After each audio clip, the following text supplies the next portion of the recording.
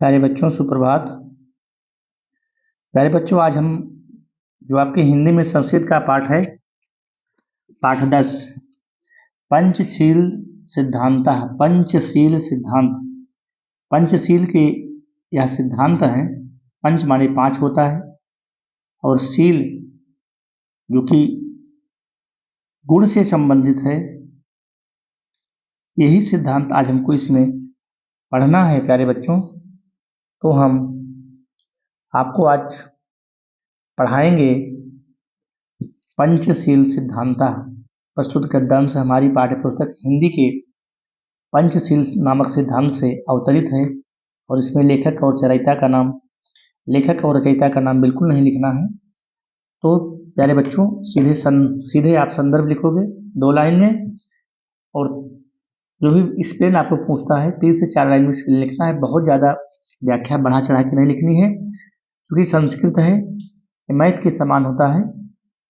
हमारे इस चैनल पर जो भी हमारे शिक्षक बंधु, अभिभावक बंधु, प्रधानाचार्य बंधु, सबको प्रणाम और आशीर्वाद।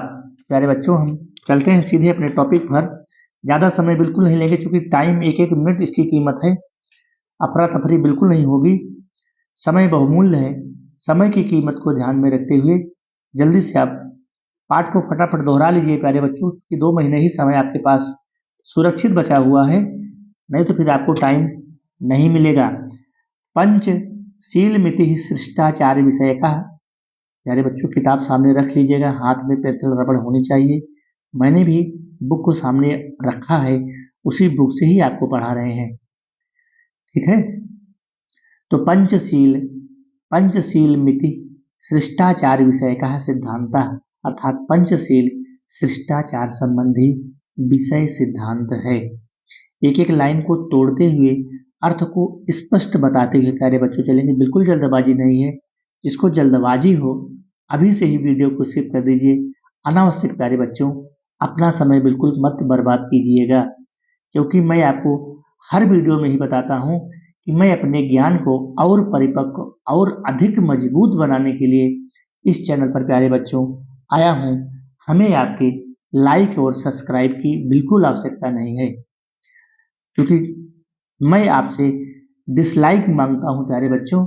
अगर हमारा वीडियो आपको अच्छा ना लगे तो डिसलाइक करना, ताकि अगले वीडियो में हम और मोटिवेशन के साथ और सुंदर कंटेंट लेकर के उतर सकें। तो मेरे प्यारे बच्चों, जो भी हमारे इस वीडियो को देख रहे हैं, मेरा गुजारिश है, मेरा निवेदन है, मेरे चैनल को लाइक और सब्सक्राइब बिल्कुल मत करिए हैं।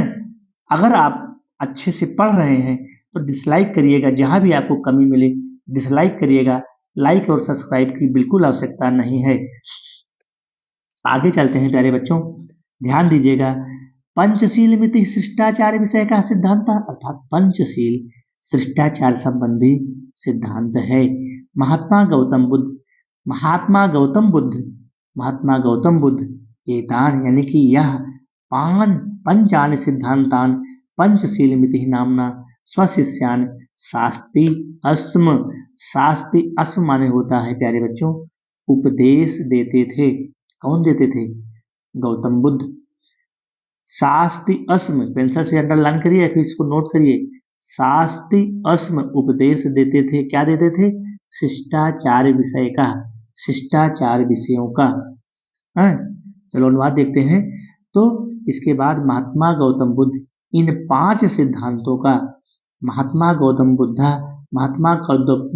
एतान, यानी कि इस 5 सिद्धांतों का पंचशील मिति, पंचशील के 5 सिद्धांतों का नामना, विभिन्न नाम के स्वशिष्यान, अपने शिष्यों को उपदेश देते थे।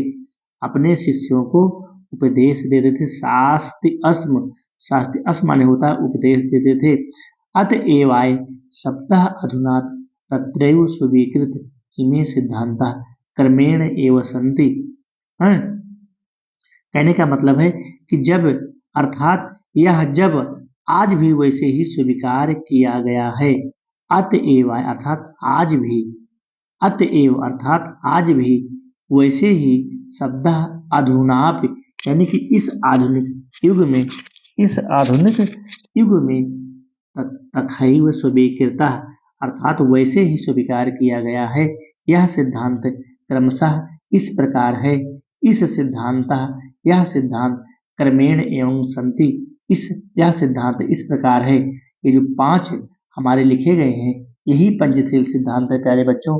और जिस बालक बालिका ने इन 5 सिद्धांतों को अपने जीवन में उतार लिया, इन 5 सिद्धांतों को अपने जीवन में लाने की क्षमता विकसित कर ली, उसका जीवन फिर ये मान चलिए कि बिल्कुल सही रास्ते पे चलने लगेगा। प्यारे बच्चों, वह जीवन कौन, जिस जीवन में कठिनाई ना आए, जिस जीवन में समस्या ना आए, फिर वह जीवन जीवन नहीं होता है। कहने का मतलब है प्यारे बच्चों कि बुद्धि बादाम खाने से नहीं आती, बुद्धि ठोकर खाने से आती है। एक कंकड़ उस समुद्र में, उस सरोवर में जितना दौड़ता है, जितना रगड़ता है, उतना ही चमकीला होता चला जाता है। प्यारे बच्चों, अगर आपको पढ़ना है तो परिश्रम करना पड़ेगा, क्योंकि संस्कृत कोई रील, इंस्टाग्राम का वीडियो नहीं है कि आप इसको 1 मिनट में, 2 मिनट में जल्दी से हम खत्म कर दें या फिर समाप्त कर दें। ज्ञान की चीज़ें कठिन होती हैं और ये बड़ी मुश्किल से अपने अंदर समाहित हो पाता है। तो आते हैं हम 5 सिद्धांतों पर। वह कौन 5 सिद्धांत है जो इसमें आपकी किताब में लिखा गया है? अहिंसा, सत्यम, अस्तेयम, अप्रमाद। अप्रमादा माने होता है प्यारे बच्चों आलस्य। प्रमादा आ हमारा उपसर्ग है और प्रमादा माने होता है आलस। तो आलस्य से रहित, अप्रमादा आलस्य से रहित। तो हमारे कौन कौन सिद्धांत हो गए? अहिंसा हो गया, यानी कि हम किसी के साथ हिंसा नहीं करेंगे। सत्यम, सदा सत्य बोलेंगे। अस्तेयम, अस्तेय माने होता है हम चोरी नहीं करेंगे।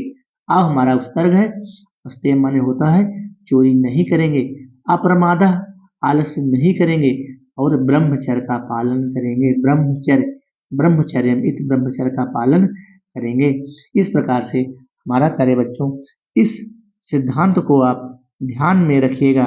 बहुत ही महत्वपूर्ण सिद्धांत है और यह परीक्षा की दृष्टि से भी बहुत महत्वपूर्ण है।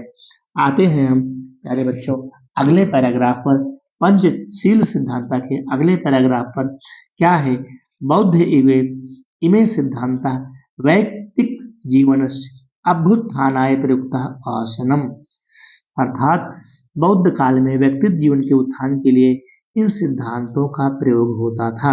यानी कि बौद्ध युग में बौद्ध लगभग 1050 के बाद ही 1050 के पहले बौद्ध युग था। बौद्ध युग, तो बौद्ध युगे इमे सिद्धांत, बौद्ध काल में व्यक्तिगत जीवन के उत्थान के लिए इन सिद्धांतों का प्रयोग होता था। यानी कि व्यक्तिगत जीवन में अभ्युत्थानाय है, अभ्युत्थानाय यानी कि अभ्युत्थानाय माने होता है उत्थान के लिए प्रयुक्त, यानी प्रयुक्त होता था। अर्थात इन सिद्धांतों का प्रयोग होता था। वही है परमद्वय में सिद्धांत राष्ट्राणाम परस्पर मैत्री सहयोग करणानि। अर्थात किंतु आज यह सिद्धांत राष्ट्रों की परस्पर मित्रता और सहयोग के हेतु विश्व बंधु और विश्व शांति अर्थात विश्व शांति के साधन है। ध्यान दीजिएगा, एक बार फिर से हम दोहरा देते हैं प्यारे बच्चों। बौद्ध इमे सिद्धांत यानी कि बौद्ध काल में व्यक्तिगत जीवन के उत्थान के लिए इन सिद्धांतों का प्रयोग होता था। अब आज यह सिद्धांत आज के जीवन में प्यारे बच्चों इन सिद्धांतों का प्रयोग बहुत ही कम होता है। अहिंसा तो चलते फिरते हो रही है, लोग मोबाइल छीन ले रहे हैं, चोरी कर ले रहे हैं, मारपीट ले रहे हैं, झूठ बोल रहे हैं, आलस्य से बिल्कुल निरुत्साहित है, इनके मन में दबाव बना हुआ है, दर्द बना हुआ है, कितना पैसा पाएं बटोर लें। आज यह चीज़ें आपको प्यारे बच्चों देखने को मिल रही हैं। तो वैदिक काल में यह सब चीज़ें चलती थी, इन 5 सिद्धांतों का पालन होता था। अब आज के युग में प्यारे बच्चों आप इतना समझदार हैं, आप अंदाजा लगा सकते हैं कि क्या इन 5 सिद्धांतों का पालन हो रहा है। हमें तो नहीं लगता कि इन 5 सिद्धांतों का पालन हो रहा है। अगर 50% भी पालन होना शुरू हो जाए तो आदमी अपने रास्ते पर ईमानदारी के साथ सही रास्ते पर आ जाए। तो हम आगे चलते हैं प्यारे बच्चों, जहां हमको अपने विषय पे ध्यान देना है। दुनिया जाए भाड़ में हमको अपना सिलेबस तैयार करके देना है और आपको अपने कॉपी पे दर्शा करके 96 अंक को लेना है। यही मेरी इच्छा है। यही मेरी भी तमन्ना है प्यारे बच्चों। तो हम आपके साथ बने रहेंगे। तो कहने का मतलब यह हुआ कि इन सिद्धांतों का प्रयोग होता था, यानी कि व्यक्तिगत व्यक्तिगत जीवन के उत्थान के लिए इन सिद्धांतों का प्रयोग होता था। किंतु परमत इन्हीं सिद्धांत है, किंतु आज यह सिद्धांत राष्ट्रों की परस्पर मैत्री सहयोग करान अर्थात परस्पर मित्रता के कारण राष्ट्रों की परस्पर मित्रता और सहयोग के हेतु विश्व बंधु और विश्व शांति साधनान संत सिर्फ एक साधन है, सिर्फ एक साधन बन गया है। राष्ट्र नायक हमारे जो कि राष्ट्र नायक थे और प्रथम प्रधानमंत्री श्री पंडित जवाहरलाल नेहरू, श्री जवाहरलाल नेहरू रूप महोदय प्रधानमंत्रित्व काले चीन देशेन सह भारत मैत्री पंचशील सिद्धांत अनधिकृत एवाभवत, अर्थात राष्ट्र नायक हमारे पंडित जवाहरलाल नेहरू के प्रधानमंत्रित्व काल में चीन देश के साथ भारत की मित्रता पंचशील सिद्धांतों के आधार पर ही हुई थी।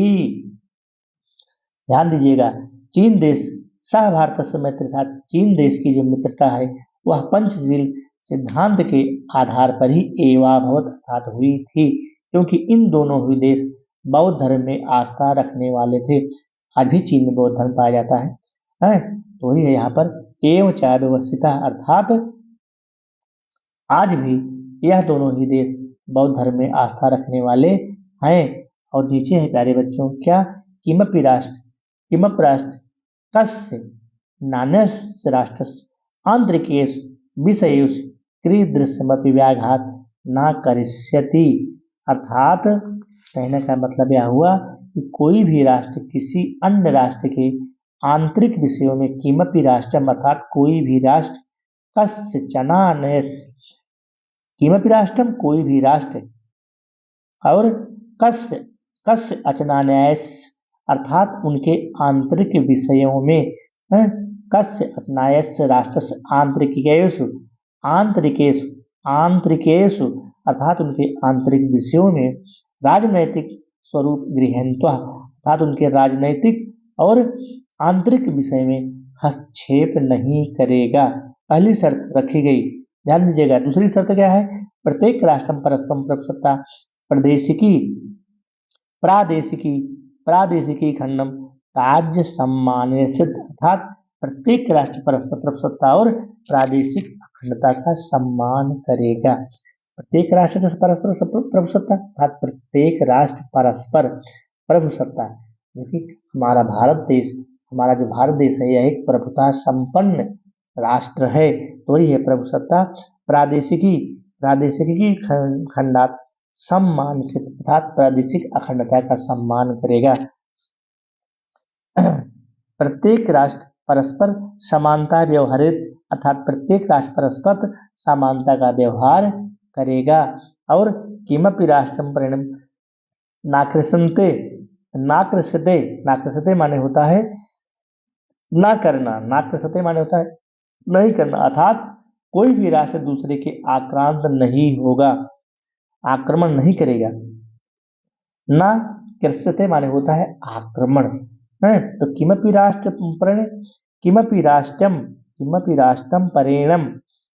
राष्ट्रम परेणम ना कृष्यते अर्थात कोई भी राष्ट्र एक दूसरे देश पर आक्रमण नहीं करेगा। अगला है सर्वायपि राष्ट्राणि मिथा स्वः प्रभुसत्ता शांत्या रक्षिष्यति, अर्थात कोई भी राष्ट्र अर्थात सभी राष्ट्र अपनी अपनी प्रभुसत्ता की शांति से रक्षा करेंगे, अर्थात सभी राष्ट्र सर्वव्यापी राष्ट्र अर्थात सभी राष्ट्र मिथा जो उनकी इच्छा है, जो उनका टारगेट है, सभी राष्ट्र अपनी अपनी प्रभुसत्ता की शांति में निश्चित ही उसकी रक्षा करेंगे।